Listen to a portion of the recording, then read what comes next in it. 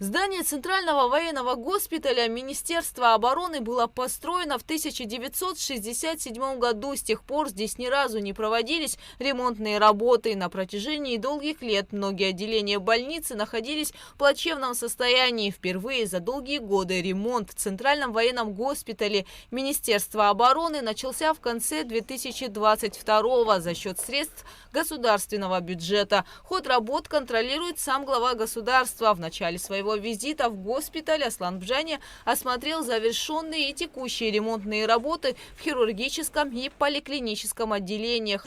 Отремонтировано хирургическое отделение, отделение реанимации, анестезиологии. Мы до лаборатории еще не дошли. Там локальный ремонт произведен. Операционные, 2 операционные, оборудованы, обставлены, отремонтированы. Также на следующей неделе у нас планируется ремонт поликлинического отделения. Выделена сумма из средств государственного бюджета в размере 30 миллионов.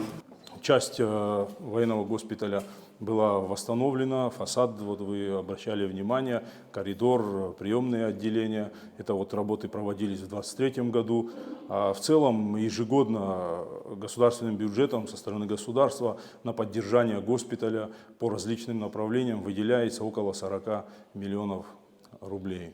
Обратите внимание на следующее, на качество выполняемых ремонтных и восстановительных работ. Работы должны быть качественные. Есть. Одним из самых главных достижений, по словам начальника военного госпиталя Аляса Джинджолия, за последние годы стало приобретение медицинского оборудования для оказания квалифицированной помощи пациентам. Ведь раньше техники здесь практически не было, поделился врач.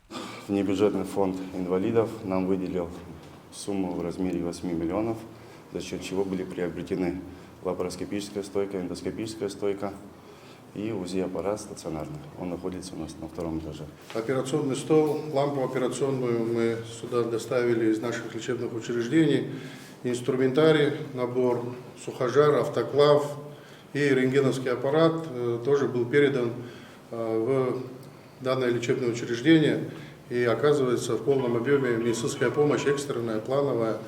Минздрав тоже не остается в стороне, всегда старается помочь нашему военному госпиталю и ЦРБ района, район большой. Мы понимаем, что логистические пути, очень много пациентов обращаются в данное лечебное учреждение, учитывая транспортную доступность между районами нашими. Поэтому без внимания стараемся не оставлять данное лечебное учреждение.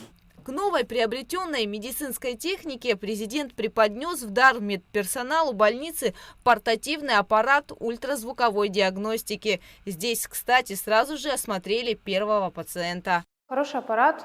Значит, это аппарат ультразвуковой сканер, портативный.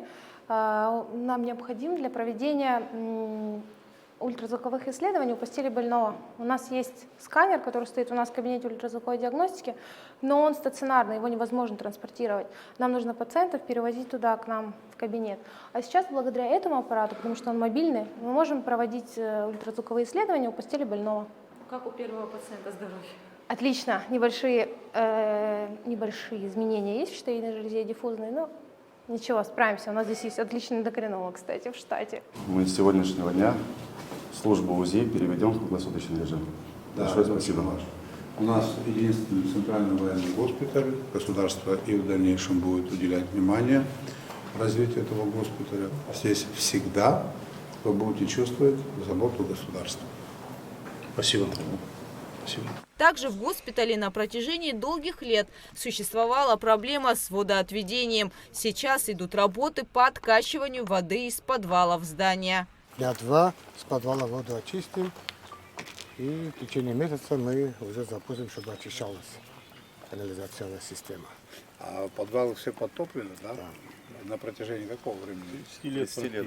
Да. Сколько? 30 лет, да, более 30 лет оно уже Это коммуникации никак не не влияет работает. на конструктивность Влияет здания? на осадок, и все изучался этот вопрос. Ну, пока не аварийное, можно как бы все это отвести. Там вода стоит всю жизнь. После военный период, я помню, С 93-го года. да, здесь всегда вода стояла. Вы представляете, куда что уходит, никуда не уходит.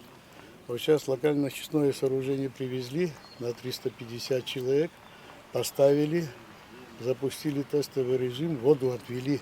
Там речушка есть, метров 150. Это уже очищенную воду туда. Техническая очищенная вода туда уходит. И где-то, я думаю, через месяц здесь никакой воды не будет на этой территории. Нам еще надо кое-где прокопать, отметки выставить, уклон дать, и система будет работать. На ремонт системы водоотведения Центрального госпиталя Министерства обороны Республики из государственного бюджета выделено 7 миллионов рублей. Гугу Савардания, Сергей Каджая, Абхазское телевидение.